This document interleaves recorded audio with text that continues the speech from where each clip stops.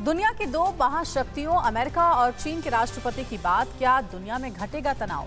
Israel ने tweet के जरिए क्या दिया है संदेश? साउथ चाइना सी में ताइवान ने चीन पर कैसे किया पलटवार? यूक्रेन को लेकर फ्रांस ने रूस के राष्ट्रपति से क्या कहा? रूस का नया विध्वंसक विमान कौन सा है? ग्लोबल टेंशन से जुड़ी दुनिया की सभी बड़ी खबरों को देखिए टॉप 9 वर्ल्ड बैटल ग्राउंड में। अमेरिका और चीन में तनाव के बीच राष्ट्रपति जो बाइडेन और चीनी राष्ट्रपति शी जिनपिंग के बीच पहली बार वर्चुअल बैठक हुई। दोनों नेताओं में द्विपक्षीय संबंधों को बेहतर बनाने पर चर्चा हुई। इसके साथ बाइडेन ने जिनपिंग के सामने ओपन साउथ चाइना सी का मुद्दा उठाया। साउथ चाइना सी और ताइवान के मुद्दे पर दोनों देशों के बीच भारी तनाव है। चीन साउथ चाइना सी पर अपना दावा करता रहा है, साथ में ताइवान के मुद्दे पर अमेरिकी दखल का भी विरोध करता रहा है। दुनिया में दहशतगर्दी फैलाने और भारत के खिलाफ साजिश में जुटे पाकिस्तान को इजराइल ने ट्वीट के जरिए बड़ा संदेश दिया। इजरायली राजनयिक के अपने ट्वीट में हिंदी में जय हिंद और जय इजराइल का नारा लिखा। इसके साथ ही एक तस्वीर पोस्ट की जिसमें भारतीय सेना प्रमुख जनरल MM नरवणे 1971 युद्ध में पाकिस्तान के सरेंडर वाली तस्वीर के सामने बैठे हुए हैं। जनरल नरवणे इस समय इजराइल के दौरे पर हैं।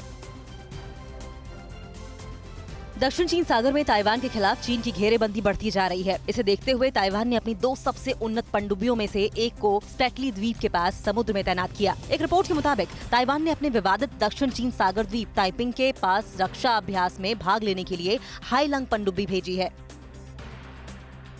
यूक्रेन को लेकर फ्रांस और रूस आमने सामने आ गए हैं। फ्रांस के राष्ट्रपति इमैनुअल मैक्रों ने रूस के राष्ट्रपति व्लादिमीर पुतिन से कहा है कि वो यूक्रेन की क्षेत्रीय अखंडता की रक्षा के लिए तैयार हैं। दोनों नेताओं ने कल फोन पर बात की। रूस ने यूक्रेन बॉर्डर के पास बड़ी तादाद में टैंक, तोप और सैनिक की तैनाती की। रूस के इस कदम से नाटो देशों को यूक्रेन पर हमले की आशंका है।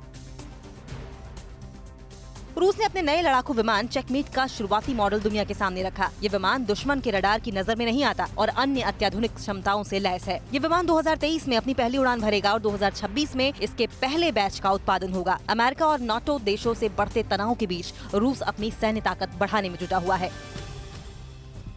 पोलैंड सीमा पर बढ़ते शरणार्थी संकट और बेलारूस के युद्धाभ्यास के बाद विवाद अब जंग की कगार पर पहुंच गया है। अमेरिका और नाटो देश पोलैंड की मदद कर रहे हैं। इस बीच बेलारूस ने बॉर्डर पर लगी फेंसिंग काटने के लिए शरणार्थियों को उपकरण दे दिए ताकि वे यूरोपीय देशों में पहुंच बना लें। हालात को देखते हुए पोलैंड ने भी अपने सैनिकों को अलर्ट कर दिया। अमेरिका और ईरान के बीच भी टेंशन बढ़ती जा रही है। पेंटागन ने कहा है कि ओमान की खाड़ी में ईरानी हेलीकॉप्टर ओमान की खाड़ी में USS एसेक्स के 25 गज भीतर आ गया था। इससे पहले 42 सेकंड्स के एक वीडियो में ईरान ने अपने एक हेलीकॉप्टर को अमेरिकी नौसेना के युद्धपोत USS एसेक्स के बिल्कुल करीब से उड़ता हुआ दिखाया था और कहा था कि खाड़ी में हम ताकतवर हैं। इराकी प्रधानमंत्री मुस्तफा अल कादमी ने बेलारूस में शरणार्थी संकट पर चर्चा करने के लिए कल बगदाद में यूरोपीय आयोग के उपाध्यक्ष मार्गारिटिस शिनास से मुलाकात की। उन्होंने बेलारूस पोलैंड सीमा सहित यूरोप के कई देशों में फंसे इराकी नागरिकों के हालात पर चर्चा की।